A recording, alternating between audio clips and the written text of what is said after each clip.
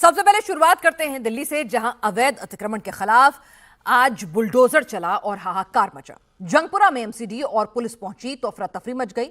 Bulldozer full action mode में था। दिल्ली के जंगपुरा में बुलडोजर एक्शन के खिलाफ लोगों का जबरदस्त विरोध भी देखने को मिला। मद्रासी कैंप को खाली कराने के आदेश दिल्ली हाईकोर्ट ने दिए, जिसके बाद एमसीडी और दिल्ली पुलिस की टीमें बुलडोजर लेके मद्रासी कैंप पहुंची। विरोध को देखते हुए आरएएफ को भी तैनात करना पड़ा। जेसीबी और बुलडोजर की मदद से 300 अवैध मकानों को गिराया गया। पिछले 60 साल से सरकारी जमीन पर यह कब्जा था।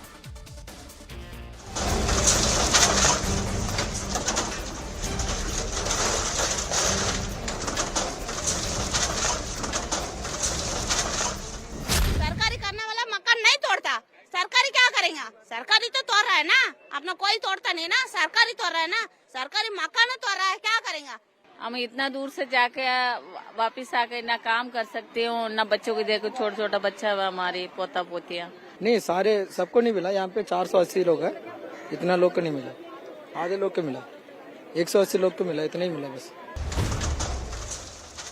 जिन मकानों पर बुलडोजर चल रहा है, ये मकान अवैध तरीके से बने हैं। मद्रासी कैंप का यह अतिक्रमण 60 साल पुराना था। सरकारें बदलती रहीं, लेकिन अतिक्रमण नहीं हटा। लेकिन 60 साल बाद कोर्ट के आदेश पर एक्शन हुआ।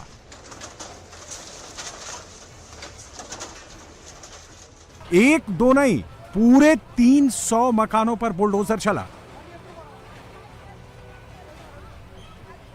मद्रासी कैंप के लोगों की नींद बुलडोजर के आवाज से खुली। डीडीए के अधिकारियों ने पुलिस और रैपिड एक्शन फोर्स के साथ बस्ती में एंट्री की। कई जेसीबी मशीनें और बुलडोजर लगाए गए। सुरक्षा के लिए पैरामिलिट्री फोर्सेस की भी तैनाती की गई। फिर बुलडोजर एक्शन शुरू हुआ। मद्रासी कैंप में रह रहे लोगों ने इसका विरोध किया। लोग धरने पर बैठ गए। महिलाएं अपना आशियाना टूटते देख रोने लगी, लेकिन बुलडोजर एक्शन जारी रहा।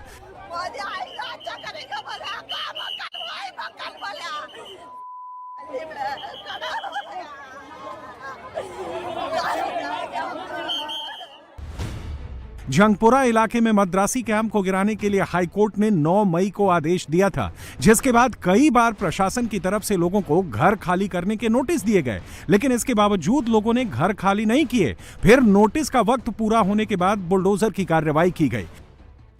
दिल्ली के जंगपुरा स्थित मद्रासी कैंप पर बड़े स्तर पर बुलडोजर एक्शन चल रहा है। आप तस्वीरों के जरिए देखिए कि यहाँ पर जो झुग्गियां हैं, जो गैर कानूनी तरीके से यहाँ पर बनी हुई थी, उनको ध्वस्त कर दिया गया है। मैं आपको बता दूं, 300 से ज्यादा झुग्गियां ये सरकारी जमीन पर बनी हुई थी। 1 महीने पहले लोगों को नोटिस भी दे दिया गया था कि इस जगह को खाली कर दिया जाए।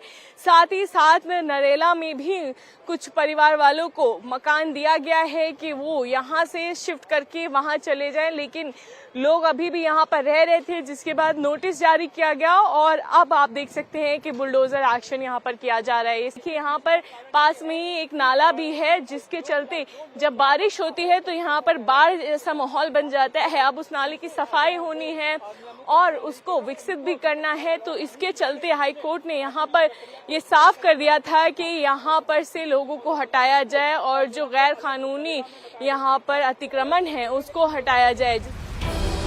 अब आपको बताते हैं कि जंगपुरा इलाके में बुलडोजर एक्शन क्यों हो रहा है।